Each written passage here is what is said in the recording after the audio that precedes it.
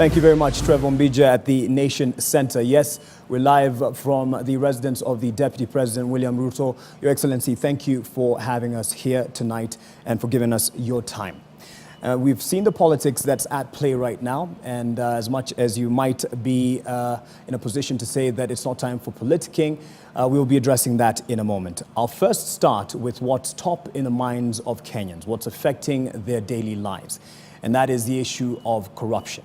Now, I'll start and refer to what has been the latest index on corruption. This is by Transparency International, and that has placed Kenya at a meager 143 out of 180 countries in the latest corruption index. Now, this, of course, is a very poor ranking and a grading that you would say has shown that the Jubilee government is a failure in the fight against corruption. As the Deputy President, how does this make you feel, and are you ready to take responsibility for the poor state of a country that's now described as corrupt? Well, first, Mark, you're welcome to the residence of the Deputy President with your team. And thank you for finding time and giving me an opportunity to speak to your viewers and to Kenyans wherever they are. And to tell you that as Deputy President, I wouldn't run away from responsibility on the management of the affairs of Kenya, because the President and I were elected, and we are the people who ultimately the buck stops with. All right, so let's run to it, straight to it. What is your feeling on matters corruption? Yes. We have been absolutely clear. The President and I, we have consistently said that we will do our portion. We will do our part. We have, in the last 5 years, doubled the resources available to all the agencies that are charged with the fight against corruption. We have added additional men, additional investigators. Let me take you on that issue of the resources, if you may allow me to. The resources that you are placing to the agencies charged with fighting graft, and from the figures that have been given and the latest allocations given even in the speech, the budget speech not too long ago, the amount that has been given or allocated to these agencies is actually reduced. And this is from 73.7 billion to 70 billion. And just to name a few, Parliament gets 36 billion shillings, Judiciary a little over 15.2 billion shillings, EACC 2.9 billion shillings, DPP office 2.9, and this of course is one of those few offices that have had 2.3 billion shillings in the past, basically showing that you have not necessarily increased entirely.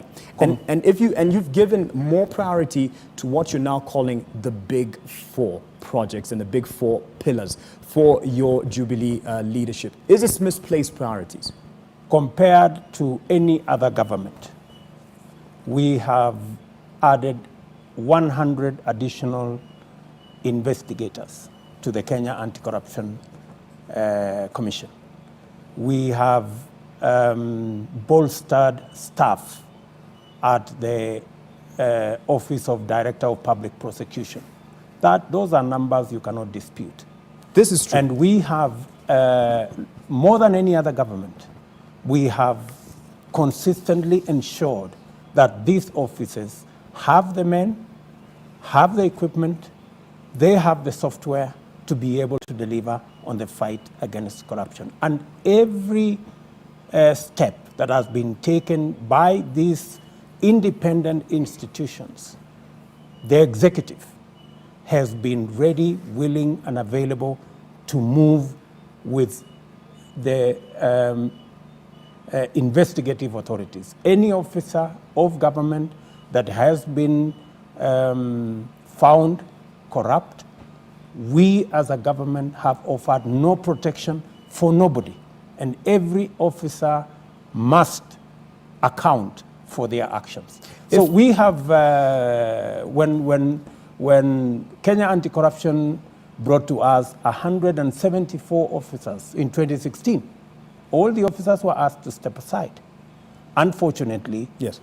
the whole thing came to a cropper because these were mere allegations. And unfortunately, we were told then that they have foolproof cases. With your, your increased resources, the, as you speak of in your establishment and in your ministry, I mean, in your Jubilee leadership, if indeed you've increased the resources to fight the graft, then why is it that seems to be there is more increase in the issue of graft? I mean, you've seen the headlines. You know what's happening, whether it's NYS, whether it's the May scandal, whether it's electricity with inflated bills, whether it's even this issue of sugar and even Kenya pipeline. It doesn't quite add up. It doesn't quite add up, Mr. Deputy President. When you say you've increased officers, it seems as if we're doing the same thing, but with this and expecting different results. And we are not going anywhere. We're just having more numbers of money that is being lost. Kenyans' money that is going to graft. Mark, it depends on where you stand. We have a constitution that provides for what the executive can do and what other independent institutions can do. We have delivered on our part. The DPP's office, which is an independent office, will deliver on its part. The IG and the investigating authorities must deliver on their part. If you have delivered on your part, to be honest, in terms of people and where they stand, to the Kenyan that you were talking to tonight, if it indeed is about delivering on the fight against graft, you would need to see people being brought to book. And not just small fish, as they've been referred to, but people who are at the top. I mean, dare I say, even someone in your caliber as the Deputy President, if indeed you're caught to be involved in corruption within your office and with people that you work with, whether it's ministries that you collaborate with, you should be brought to book. To date, there's none. You talk about people being brought to book or being lined up in court, but there's no proper conclusive prosecutions. That's what makes sense to the Kenyan. See heads rolling. Mark, are you going to allow me to say anything? Yes, go ahead. Yeah, because I think you've been talking 3/4 of the time. Yes, but you have to decide whether you want me to respond or I listen to you. I would also challenge you on being consistent with what you're saying. It reads well. Allow me to say something. You sound good in terms of the resources that you're giving towards this fight, but it doesn't go hand in hand with the results that we have. Will you give me a moment to respond? Go ahead. So, as I told you, Mark, we have done our bit. The question that should go to the DPP, to the investigating authorities, and to the judiciary is, why are we not getting prosecutions? Why are we not getting convictions? It is not the president and the deputy president that will give you a conviction.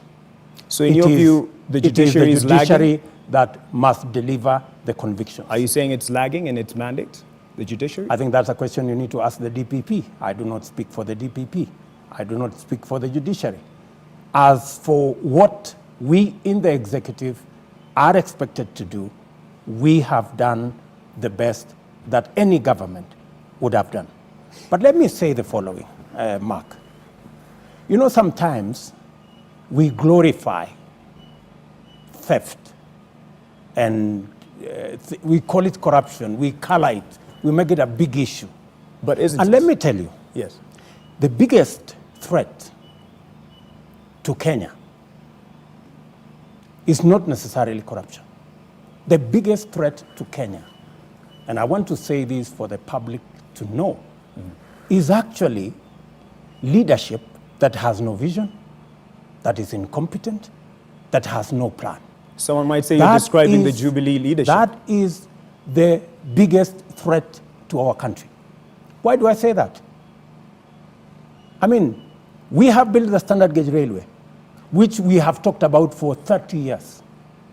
We have connected 7 million Kenyans to date All right. Only 2 million were collected in 50 years. You're talking about the electricity We have connectivity. now 92 referral hospitals in Kenya. As you we give had these only good, 2 when as we you took give over. these good figures. The question I want to ask you, Right. Mark, Yes. is did corruption stop the construction of a standard gauge railway? No. Did corruption But someone stop might argue that connecting corruption electricity is to continuing Kenyans? even No. in this particular Did project that corruption you are running stop with as a us Jubilee from as your having pet additional referral facilities in Kenya? No. What stopped us from moving Kenya forward? It is incompetence. It is a leadership that has no vision, that has no plan. And let me tell you, But Mark, who is in leadership? we are moving, who is in leadership? moving this country forward. Today, Kenya is changing. Today, as I talk to you, we have a working standard gauge railway. We have about On that point, 7,000 kilometers of road You've built mentioned in Kenya. you've mentioned the standard gauge Today- railway. Let me just stop you on that point. And it's So, not Mark, necessarily. so the reality, it's picking on this point and of let me- what you brought up let as me, something that is a success. And clearly, me with tell one you of the reports, and I'm sure you've seen this, that, Deputy President, if you may allow me, if you I'm would going- allow me, the I'm going to SGR, tell you- which you have praised, I'm going to tell you, praised I'm going to tell yourself you, Mark, with, on this matter. right? Let us give Caesar what is due to Caesar. Today, Kenya has moved steps. Yesterday, I was in Mombasa, connecting electricity to Mrs. Mapenzi Kumba, being the 6,700,000 and something connections that we have done. What I am telling you is sometimes we drive the country in the wrong direction. We focus in the wrong things. I am telling you, this country is going to be changed by visionary, focused leadership. And that is what Jubilee is offering. And let me also tell you about the SGR you're talking about. Ask me about the SGR, I will respond. Right. I mean, there's a report right now that the daily runnings of the SGR are not as glamorous as are made out to be. First is the issue of racism and discrimination, but besides that, there is a mounting cost in its maintenance and its running on a daily basis. On one hand, you'd want to present this as a good logistical breakthrough for the nation, and perhaps many Kenyans have used it and have enjoyed it. I'm yet to do so. I'm yet to do so. But if indeed it is, and it is eating into the resource and the taxpayers' money, would you deny the fact that in its daily running and its costs, it mounts up to some reports, as you've seen in the papers today, that it's gone up to $1 billion a month? That's correct. Right. It costs $1 billion a month to run the SGR. The SGR, my friend, is not a matatu. The SGR is a huge operation. And for the record, let me tell you the following. Today, we have 7 cargo planes every day on the SGR. Mm-hmm. By December this year, we will have 12 trains every day on the SGR carrying cargo. And the good news is that by the end of this year, the SGR will have broken even. Less than a year since we started operation. By breaking even. In fact, some countries around us who have SGR and started earlier than us are not where we are. They are operating one train a day. We are talking about 7 cargo planes today. By December, there will be 12 cargo planes a day. And the good news is that by the time it gets to 2020, when we will begin to pay the loan on the SGR, it will not be from the Kenyan exchequer. The SGR will pay for itself. In fact, if there is one decision that the Jubilee administration made that was correct and sound, it is the SGR, the investment in the SGR. Right. And we are very proud of it, and it is taking this country places. So you're talking about the figures as 1 billion per month as being allowed, and so it's okay. And you're saying we haven't broken even, but we will definitely soon. What about the daily runnings of the same and how it is meted out on the Kenyans who are there? I am telling you Mark, that the SGR, by the end of this year, will pay for itself, first, as matter of operation. Going forward, by 2020, and we will be here, all of us, by 2020, we will not have to go back when we start paying for the loan, the 320 billion that we used to build the SGR. We will not go to the Kenyan coffers to get money to pay for the SGR. The SGR will pay for itself. All right. It couldn't have been a better investment. There is no business, my friend, where you start and within a year you are broken even. All right. Some businesses take longer. Okay. You've spoken of the SGR. Let me move from that. And now the electrification project that you also speak very well of in terms of the connectivity. Correct. And yes, we would need the nation to be connected Correct. to the grid. No one would dispute that. Correct. But even as that happens, then there's the issue of inflated bills that has come up in the recent months. So how do you explain that? On one hand, you're giving enough connectivity, but then on the other, there's inflated bills. The story of the inflated bills was explained by the minister responsible. There were issues initially of drought. There were issues initially of the connection between the various parts of the country. We couldn't access Mombasa because of the problems of the transmission lines, and therefore we were using more diesel, and because we were using more diesel, then we ended up with higher bills. Mm-hmm. The minister has explained. We have issues that have been raised about transformers. Those are issues that are being investigated. These are issues that are being dealt with on a daily basis. But let me tell you, Mark, when you listen about NYS and Kenya Pipeline and the sugar scandal and many of those things, mm-hmm. If you look at it, we have implemented the SGR scandal-free. We have connected electricity in this country scandal-free. We have rolled out our equipment for our facilities, referral hospitals, scandal-free. We have driven NHIF for the last 5 years. We have grown the numbers from 3.8 million to now 7 million. Our target is now to move it under our new arrangement to 13 million by 2022. These are numbers that are transforming the country.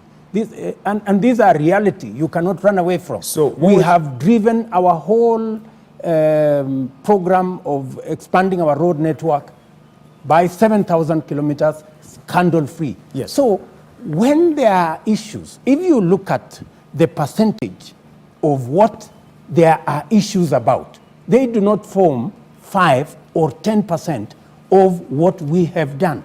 And if you were to mark the exam, mm-hmm. Mark, yes. Today, if we have problems with 5 or 10% of what we have done, it means we have gotten 90% right. Have we passed the exam? Have we not? But this seems like you are either burying your head in the sand. I will never do anything like that, Mark. Because you pointed out when you talk about NYS, when you talk about the sugar, when you talk about the maize, when you talk about Kenya Pipeline, as if put that on the side, look at what we think we are doing better. Don't you think there are failures on this part of NYS? I am not disputing that there are failures in government. I just want you to be fair. And even in the running of NYS. I just want you to be fair and say, well, you have failures in 10% of what you're doing. But don't make it look like I saw an editorial in one of your newspapers, and it said, a whole editorial, the only thing Jubilee government has done in the last 5 years is to steal money in NYS, to steal the Eurobond, and to steal something in Ministry of Health. How unfair can that be? Right. That's not true. All right. But first of all, I mean, this is what you had to say. First of all, let's retrack and go back to the first season, what people are calling NYS Season 1. And this is one of the things that you had to say on what was going on then, before we even get to the figures that are being investigated now. Let's listen in. But surely, if a hairdresser registers 20 companies, gets contracts, is paid millions. The millions, admittedly, she says she carried millions in bags and sacks like potatoes. And then you want to tell us stories. Oh, you know, this is, please give us a break. Kiingereza mingi, mnafanyia catwalk hapa around. Na ni wazi pesa ya umma imepotea. Mwenye hiyo pesa anasema aliweka kwa gunia. Sasa jameni, kweli dunia hii, we must be honest with ourselves. That we must be honest with ourselves, and we will call a spade a spade. The 791 million Correct. shilling NYS scandal, and you spoke very strongly against what was going on then. What do you say about what is happening now? With the first phase, it's being investigated for 400 million shillings. And what does it say of your government being a pet project of your government? And now you're talking about the big four pillars without having, first of all, dealt with those issues and the loopholes in this NYS project. That shows you, what I said in that clip shows you the kind of anger with which this government takes when public money gets lost. And we did take steps. People were taken to court. Unfortunately, some of those cases are still hanging in court. The people who, again, and for your information, even these 400 million that is currently under investigation. Under investigation. Right. It is a percentage of 20 billion. That is the kind of money we are spending. And I'm not saying 400 million is little by any measure. And this is just the first phase of what would be But a I'm bigger saying, figure. even then, we have been bold enough to say, even though we are doing a fine job, and many young people have benefited from the NYS, and much has been achieved by the NYS, but there are still areas where public resources is not being spent well. And that is what we have done. We have said any public officer, without necessarily introducing or judging anybody, must face the full force of the law. And that is what we have done. Yes. Even with the officers that are there in office today, we are taking them to court, and we are allowing due process to continue. If you're dealing with it with that rage that you described earlier, then why did this recur? Let me tell you, Mark, I have told you, if it was for the president or myself to decide who is guilty and who is not, maybe you would ask me fairly that decision. But you know, we run a country not of men, but a country of law. So when somebody is charged, they have to be taken through due process. Right. And due process has its own mechanisms. It is not for the executive to decide. It is for ultimately the judiciary to decide as to the guilt or otherwise of anybody. So this is a conversation that we must have as a nation. Would you say the due process that you point out is delivering anything tangible? It will deliver. It may take long. It may take time. But I am confident that finally, due process, the rule of law will never fail. The rule of law finally will catch up with those who pilfer public resources. All right. And you have also commented on one of the directives the president has given out in terms of the lifestyle audit. And in fact, this is what you had to say not too long ago, soon after the directive was given out, and saying you'd be perhaps one of the first to take part in it. Let's listen in. William Ruto will be among the first to submit himself for that exercise. I can see the media already have done some work on me. I did expect that they would do, the next day it will be somebody else, but it looked like it stopped at me only. And this sounds good that the second in command would be willing to undergo this lifestyle audit, but it is also curious as to how you've reached to where you are. You've styled yourself as a hustler number one, and you've built your wealth over the years. But someone would question, you have amassed a lot of wealth And it's not necessarily just from the salary that is public knowledge that is out there, but from other means. You will tell us how, of course, you've made your money, but in the name of a lifestyle audit, would you tell us how much you are worth? First, let me tell you, Mark, if you want to know the size of my bank account or what I own, that is a conversation we can have. Yeah? And I'm sure you're willing to have it right now, as talk about it as a rehearsal. What's your source of your health? Of your wealth? How is that important to you? Because many ask so the means would you, as to would which you want us arrive to to where you discuss are. about how much you're worth? Wouldn't this be part of lifestyle audit? Or nowhere close to where you are, sir. How wouldn't do you this, know wouldn't that? this be part of a lifestyle audit? Correct. What would be a lifestyle audit? So I have said, yes, the way the president said that he will lead, and I have said I will be among the first to follow, right?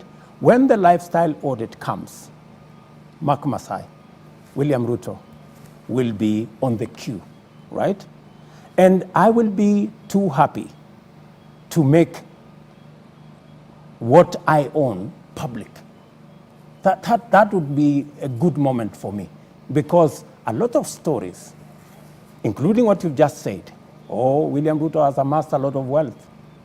You know, in that chain of things that people claim I own is this house, the one behind us here. For your information, this house is a public house.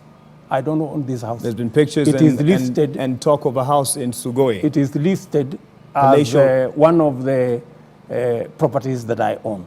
Yes. And many other things. What about the one in Sugoi? Apparently 680 Hotel and Boulevard, and I don't know which other hotel. Western Hotel. And I don't know which building, and I don't know how many choppers, and I don't know how many planes, and many of the rumor mill has rolled out. So, and of course, when I asked about the lifestyle audit, for your information, the only politician where a newspaper has gone on the headline to attempt and pretend to say what I own, I'm the only one. And it has been made to look like the whole of the lifestyle audit was about William Ruto. I expected the newspaper the next day to say, okay, we have said maybe this is what William Ruto owns. I expected the next day to be somebody else, and maybe the third day Mark Masai, and maybe the fourth day somebody else. But it stopped with me. I don't mind. I have been in the eye of the storm many times, and I don't mind. But when that process begins, I'll be too happy to make what I own public. And you've mentioned, I mean, what has been in the headlines, and you've been at the center of the focus. Don't you ask yourself, and you've said why amongst all the politicians in Kenya, yes, the thousands of politicians, why is it William Ruto always on the line? Well, perhaps he's amassed quite some amount of money that people would want to know how he got to that, given what is public knowledge as his source of income. Why would it be hard if indeed can you truthfully, Masai, yes, can you truthfully say William Ruto is a rich man in this Kenya? Richer than the people that we all know? Oh, but I would. How so? Would you say you're a poor man, sir? I would not say I'm a poor man. You're a wealthy man. I would not say that I am a poor man, but I wouldn't say that I would be in the class of people that Kenyans can want to be interested in what they own. There are people who own things in this country. I'm not in that class. All right. When you say, to mark your words that you'll be first in line, you haven't quite told us any or given us any leads of the source of your wealth. But you say you're a hustler, so we'll wait for that process to begin. You say you'd be the first in line to do this. But do you think this lifestyle audit then will be any way beneficial in helping us know how public servants or how much they're worth? Definitely. Yes. Because then it will put an end to rumors. It will help people like me, who I have been accused of owning this and owning that and owning that unfairly. merely because people are trying to drive a narrative.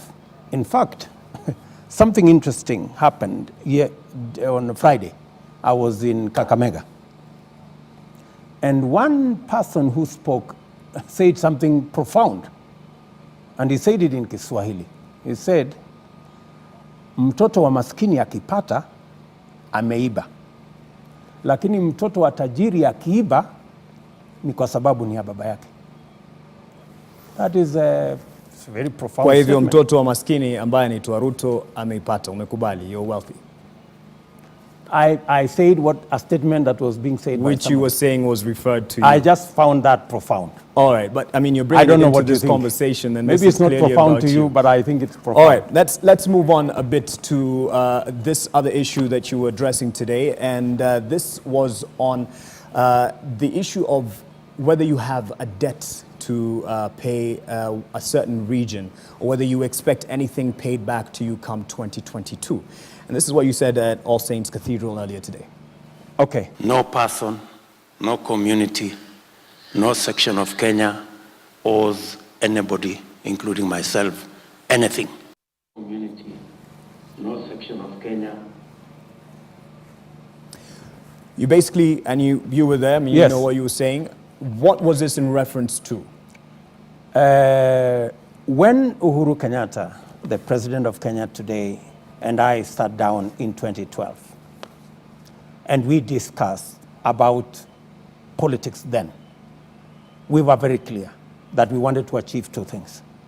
Politics then was ethnic, really, really negatively ethnic. And we wanted to change that. It isn't now? We have substantially done some work on it. We are well on the way changing the politics of our country. Okay. Secondly, we also wanted to bring a stop to the animosity that had become part of the politics of Kenya. And we have achieved both things. Would you say the handshake has achieved this? Today, would you say the handshake is part of it. The base, and you would laud the move. Foundation, the Yes. foundation we built in 2012. And then, Mark, Uhuru Kenyatta was told, how can you work with William Ruto? I was told, how can you work with Uhuru Kenyatta? But we did. And in fact, when we sat down, it was not about winning the election, for your information. There are many people who are confusing this. It was not about winning the election. What it else was was it about having peace in Kenya and making communities that hadn't worked together for years, and a lot of animosity has been built But to this work together. coincidentally And gave you the top leadership. By God's grace, we won the election. But we had achieved the primary thing, to make sure that politics was peaceful. Right. And politics was less ethnic. Who was this directed to today? What you were so saying today? when Is I it the spoke voices today- of when I people spoke- talking when I about you spoke- losing some when- favor or support in certain regions? When I spoke today, I was basically retracing that step. You know, there are newcomers into the scene who think that when we sat down with Uhuru Kenyatta, I told him that I'm going to support you for 10 years and then you will support me for 10 years. That was never the discussion, my friend. You never at once, in any There one was of never your campaigns, between did you me- say that you will be given, you'll be in power for 20 years as Jubilee? Are you saying just relax, that's not the case, Just sir? relax, listen to me. When we sat down with Uhuru Kenyatta, it was never about me supporting Uhuru Kenyatta so that he can support me. It was never. Let me tell you, Mark, I supported Uhuru Kenyatta not because he came from Central Kenya. I supported Uhuru Kenyatta because I knew him and I knew his capacity to lead. And when the time comes, right, for me to run, if Jubilee nominates me, I am not going to run on the basis that because I supported Uhuru Kenyatta, anybody should support me. No. So if- I want to be judged. If Jubilee by does not support who- you for 2022, If Jubilee does not support me, I will support whoever Jubilee supports. It is but as you simple. are also running for the top seat, aren't you? So I- if they I don't will support be- you, what I happens? will be seeking the Jubilee ticket. If somebody else gets it, I will support whoever gets that ticket. And I have heard somebody in your commentator say, oh, William Ruto is automatically the candidate. That is not correct. Jubilee as a party, through its processes, will nominate a candidate in 2022. And let me also tell you the following, that when we sat down with Uhuru Kenyatta, there was no discussion about him supporting me in 2022. The discussion was, I made up a decision that I was going to support Uhuru Kenyatta because out of the goodness of your heart. I knew that he is a good leader, and I knew that we must put this thing of Rift Valley and Central Province going to war every 5 years. Yeah. We managed to put that yes. on hold. Yes. Today, and we decided, Uhuru Kenyatta and I, that we are going to build a political party. Yes. That is going to be a political party that will reach every part of Kenya. We have achieved both. We have a peaceful election, and today we have a serious political party. That today, we have today 216 members of parliament. It has never happened. You say you have a serious... We have a national party. Yes. Today that cuts across the country. Yes. And if you look at the events of the last few days, there are more people. People are beginning and it's good that to you see brought that Jubilee up, for what we thought it should be. And people, a national party yes. that can carry people from every if you may region allow me, and every if you may corner allow of me, Kenya. it is good that you say you have a strong, serious party. Correct. And things have been happening in the last few days that people are seeing it's a national party. But people are also seeing serious cracks and disunity or division within the party.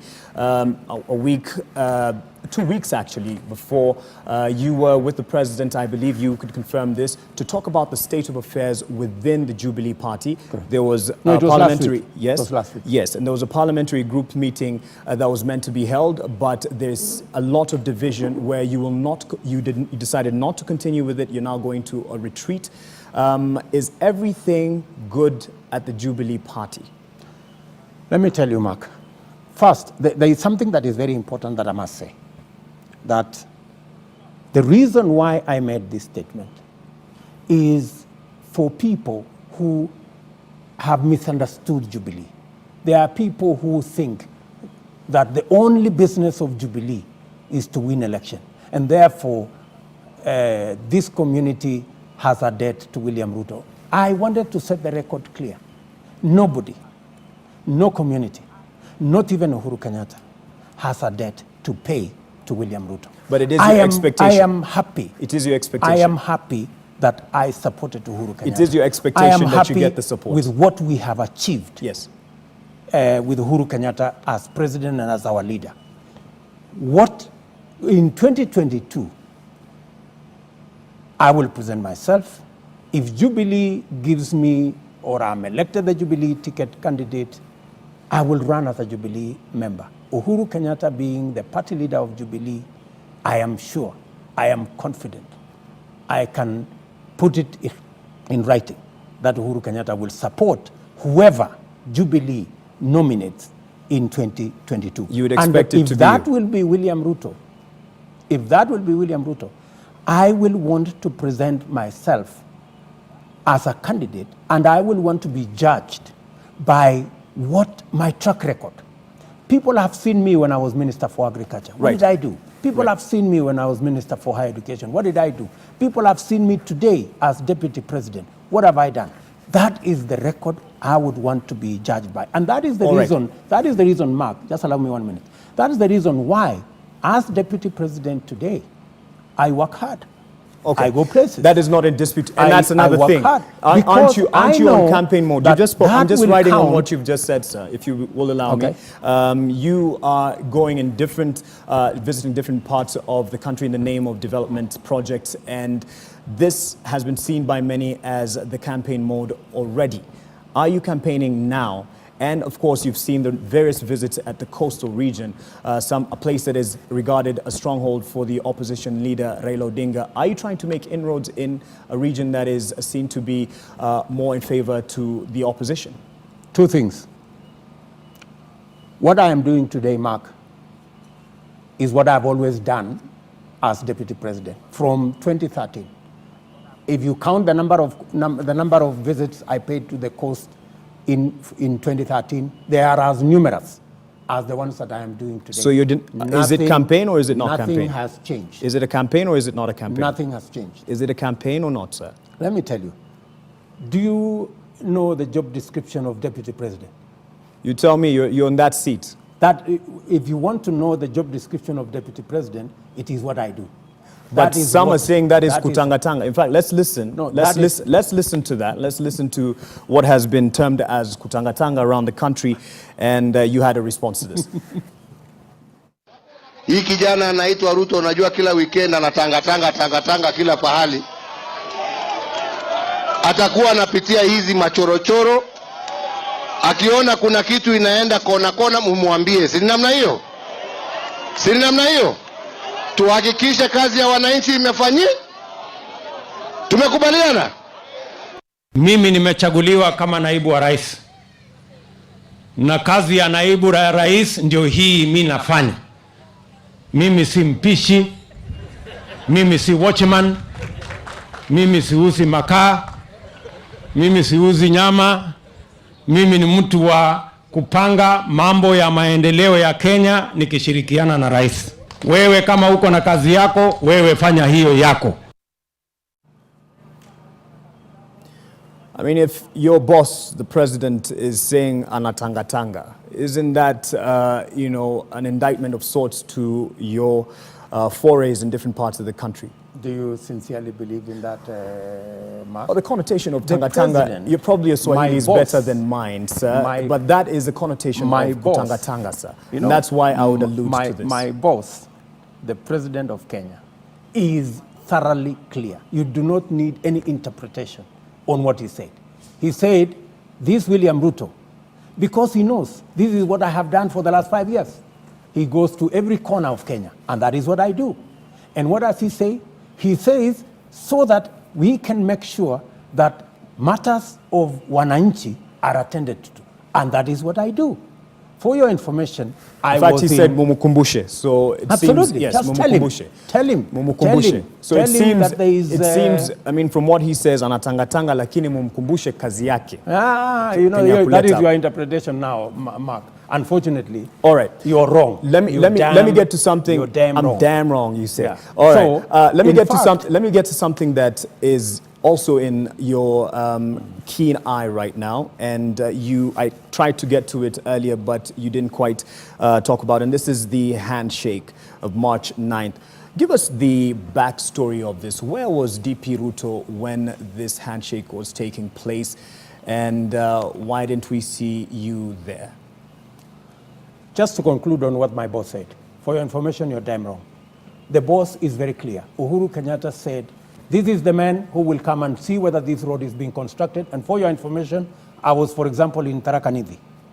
And because there was a road from Kiritiri to Siakago, which we had given money for it to be built, and the contractor was not doing the job, by being there, I instructed the ministry to cancel that contract, re-advertise the contract so that we can build the road. That is what my boss has asked me to do. And that is the job that I am happy to do. To go to every corner of Kenya and ensure that the Jubilee Manifesto, the Jubilee program, our agenda is being rolled out. And you're saying this is in no way a campaign? It is not a campaign. All right, because it's coincidentally when you're on. Let me explain, sir. When coincidentally how does going to open a road? I'm trying to say this because it's a carrot that's being dangled. But this is what I was getting at. When you are in these forums, you give, of course, one or two leaders the opportunity to speak, and of course that is what is carried from the day. In terms of what people are now deciding to do to work with you. So that, to any Kenyan, is definitely a campaign because you pass a message, a political message, as you dangle this carrot of development. You see, it depends on how you choose to see. First, it is not in my place to control and lecture people on what they want to say or what they don't want to say. That is entirely their responsibility. These are adults. They are not kids. These are people who are grown up. They are intelligent. They are elected leaders. They choose who to associate with, who to work with, for what purpose, right? I mean, any serious leader, if a road is being built in their constituency, will want to be there. Okay. Any serious leader, if electricity is being connected or many of the other things that are going on, they will want to be there, All right. whether they are in the opposition or they are in not. government. Okay. For your information, I was in Kakamega, Yes. and the member of parliament, Naika, is a member of ODM, but we were there with him because this is a road that benefits everybody. Okay. And the government we run, is a government that serves those who voted for us, Yes. and those who did not vote And that for is us. why This there's a is lot the of government expectation Kenya. from you to make sure that the running of the country is seamless. Now, to that issue Handshake, that handshake. yes, Let's go yes, back to the handshake. yes, to that issue. For your information, to that a issue, lot where of were you story- when this happened? A lot of story has been peddled around as to what happened, whether William Ruto was aware or whether Were he you? was not aware. Were you? For your information, I work with Uhuru Kenyatta, who is a gentleman. And much as I have sat down with the president and I have told him, Mr. President, you are the leader. Make any decision that is good for Kenya. You don't have to refer to me as your deputy. You don't have to ask me if you think that by asking me it doesn't add any value. And Uhuru Kenyatta, the gentleman, has made many decisions without consulting me. And those decisions I support 100%. So in this case, The if I may, decision, with the your decision point, for the handshake, yes, he asked me. We had a discussion about the handshake. Much as I had the ODM party leader say William Ruto was not in the know, I don't know how he arrived at that, unfortunate for him. But you see, there are decisions that the president can make. It doesn't need I don't supervise the president. The president is ultimately the person responsible. so just to And be some of the decisions, he consults with me. okay. In And this this particular one, he is one consulted. decision Yes. that he consulted me, and he asked me, and I told him, and he just asked me for my my thoughts, and I gave him my thoughts. Which He were? incorporated some of those thoughts. It's not for me to come and give it here. But it's you about the don't nation expect- because it was a very, very The positive key. thing is the happening in the handshake country, yes. builds on our resolve to unite Kenya. And that is positive, and I support 100%. And for your information, I was among the first leaders to say this is the right thing to do. I still believe that that is the way we should go as a country. So that even though we may be competing as political parties, it doesn't breed the enmity that we were seeing that was being built Yes. After the last general election.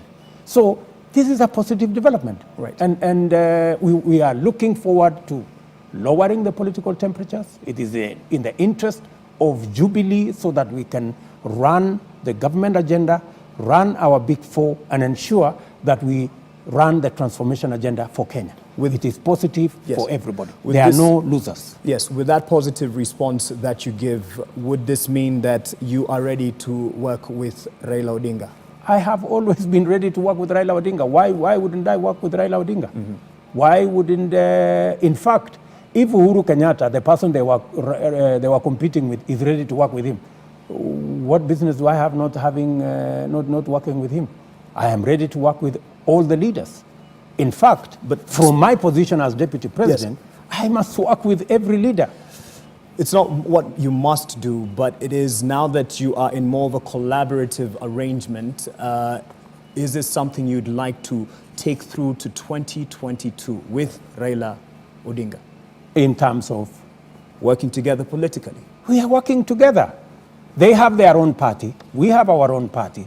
We are working together to make sure that the agenda of the transforming the country, which cuts across political parties, whether we are rolling out on our big four, whether it is the universal health care, universal health coverage, that is a universal program for the country. Right. Whether it is the industrialization, value addition, agro-processing, the whole manufacturing component, food production, the housing project, which is a fantastic program that will actually do several things for us. It will create the jobs for our young people, and it is actually built, if you can give me 1 minute, to explain the Big Four. The Big Four is a build-up from what we have done the last 5 years. The last 5 years, we enhanced road infrastructure, rail and road. Yes. We enhanced electricity. We built 130 technical training colleges. All this infrastructure was the base upon which we are now building the Big Four. Yeah, you've definitely put a lot of emphasis to the Big Four. You've given it 73.7 billion shillings allocation. This is something serious, clearly from your agenda, and hopefully they won't be destroyed by the graft that has destroyed other pet projects of the Jubilee government.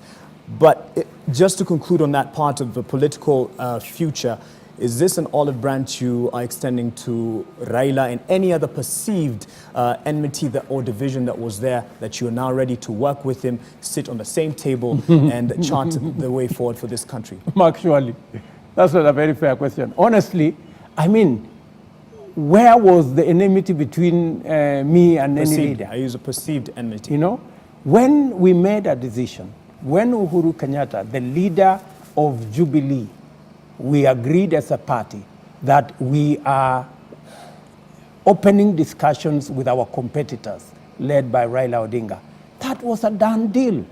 You know, it doesn't require approval from William Ruto. But it has. It doesn't require concurrence. You know, that is a decision that we have made. So it has your blessing, your approval, your concurrence. Absolutely, 100%. 100%. Even though it doesn't need, even though it's not necessary. All right. Once the president has made a decision, and he thought it necessary to have a discussion with me, that is a decision that has been made, and then you are happy with we move together. That they work together. In terms of from your home turf and people that have tried to come up as the big political leaders within the Rift Valley region, there is Gideon Moi. What is your relationship with Gideon Moi like, especially with that visit where you were allegedly blocked from accessing the former president, Daniel Arap Moi, his cabinet home? Those are private matters. I do not wish to discuss those issues. I think we better discuss... Just to clarify, what issues? Your relationship with Gideon Moi, or...? We discuss other more important issues. Okay. I don't think those issues are relevant to any discussion in the public. Both your relationship with Gideon Moi and the visit that was blocked? Gideon Moi relates to me like all other senators do. Okay. We have, I think, 30 senators in Jubilee, and they all work with us.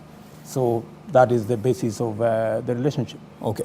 If I may, because people are wondering the visit that you were having at that time, besides, of course, wishing him good health. It was a private visit. Okay. And I don't think it is necessary for us to have that discussion. All right. Besides the fact that, you know, there is now the question of whether you have the full support within the Jubilee Party, if William Ruto is not president in 2022, what can we expect from him? Wow. What next? You know, Mark, I have come very far from where I came from. If today I were to end my career as Deputy President of Kenya, in fact, the first Deputy President of the Republic of Kenya, I would thank God. I would be a proud Kenyan. Okay. Out of 45 million Kenyans, that me, William Ruto, from the background that I come from, I have gotten this far. I'm happy. I wouldn't complain. I would thank God. Okay. He has brought me very, very far. All right.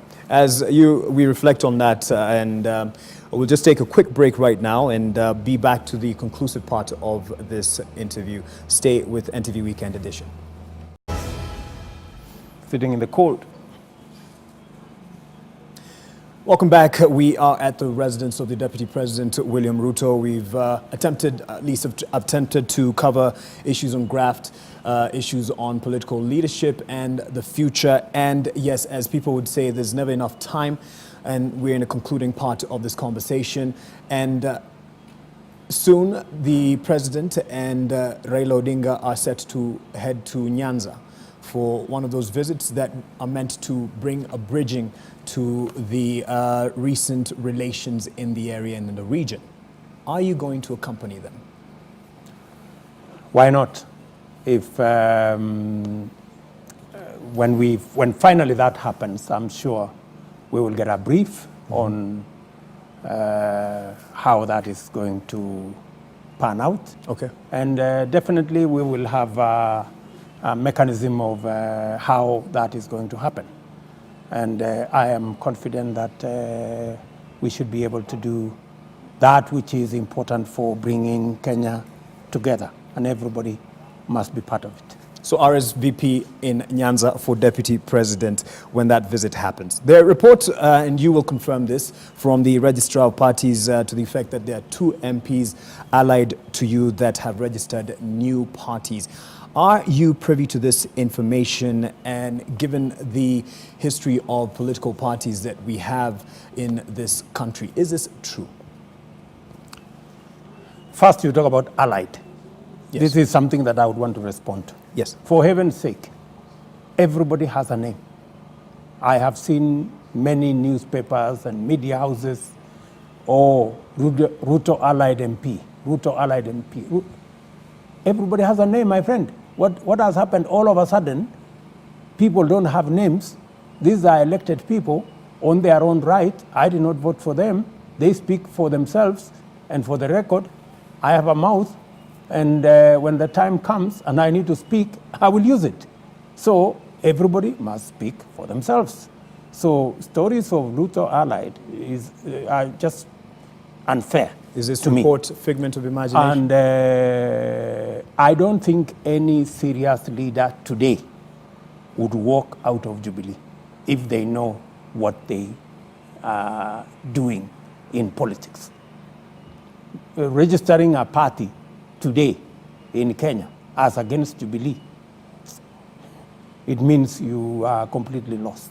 You don't know what you're doing. And I don't think any member of parliament has gone to register any political party. And I challenge you or whoever is peddling this information to tell us who it is. Right. You gave the response earlier about the cancelled meeting, on the parliamentary group meeting for Jubilee, and it seems that things are not all well within your party for this to have been postponed. First, Jubilee is not built on quicksand. Jubilee is not built on the kind of stuff that people imagine, that Jubilee can have cracks or can be split over issues that are pedestrian. What I tell you, Mark, I had a chat with the president, a normal chat, and we do that very often. Yeah, we do that very often. Sometimes I request him, Mr. President, can we have nyama?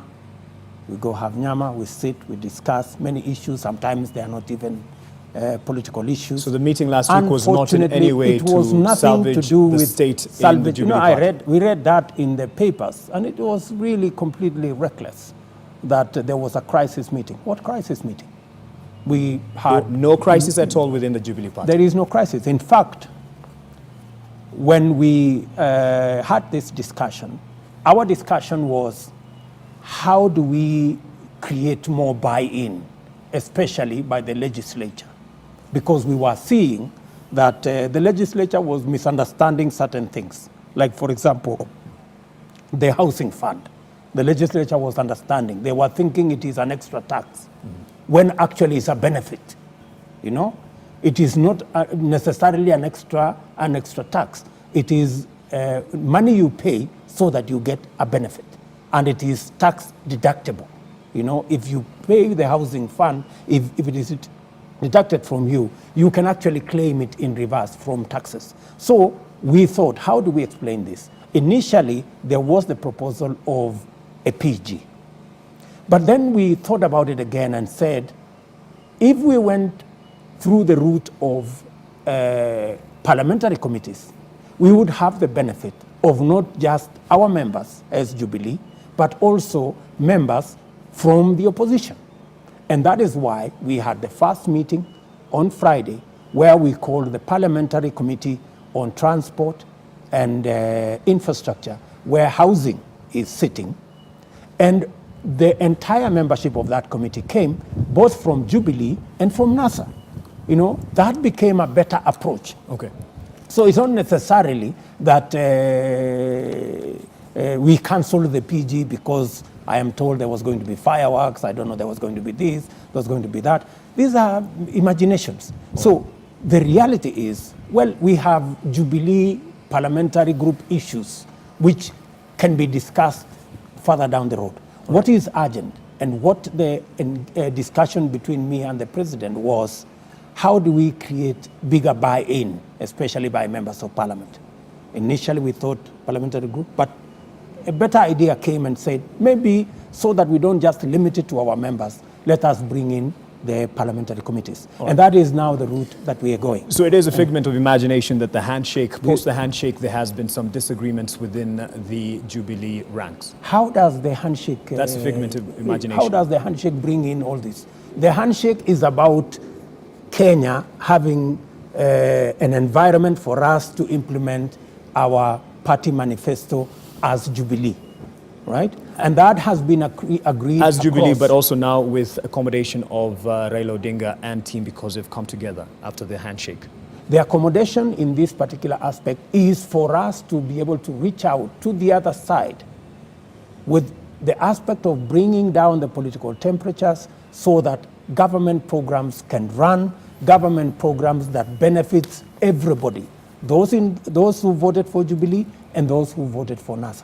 That is basically what it is. And people should not read too much into minor issues. You know, politics being what it is. You know, it's only in church that when you say, let us stand up to sing a hymn, everybody stands up. But in politics, when you say, let's stand up, others sit down, intentionally. Yes. Because it's politics. Yes, and you've said this before. But in conclusion, you are ready to work with anyone and you don't expect or hold any grudges if you don't get any support from any bloc within the country moving into 2022? My friend, I am not entitled to anything from anybody. In fact, it's by God's grace that today I am deputy president. Anybody could have been deputy president. Iwe team Kieleweke, iwe team Tangatanga. Whatever, you know, so to pretend that I am entitled to anything would be the biggest fallacy in this whole world, because all the 45 million Kenyans are as qualified to be deputy president or to be elected the next president as I am. Okay. So if it happens that Kenyans, in their wisdom, elect William Ruto as president in 2022, I'm telling you, I will serve with the whole of myself. Because when I choose to do something, I don't give it half measures. I do it well. Allow me to say... And that is what I have done the entirety of my political career. Allow me to say this, and you term people, you call this to people a lot. My friend, if you may, look into that camera and speak to the Kenyan and assure them that you could be under oath as giving them the assurity that you have never, in your capacity as a leader in this country, whether as deputy president or otherwise, been involved in any corrupt dealings. My friends, just the same way you told me, my friends, William Ruto has never, ever been involved in any form of corruption, either as member of parliament or today serving as deputy president. And I give my pledge that I will not. All right. It is a season of handshakes. Deputy President William Ruto, thank you so much for the time that you've given us. Let me take here a handshake as we take a break on NTV Weekend Edition. Thank you very much. Of course, Trevor Mbija will be continuing. Thank you. All you. the best. Ashe Oleng. Ashe Oleng. Asante.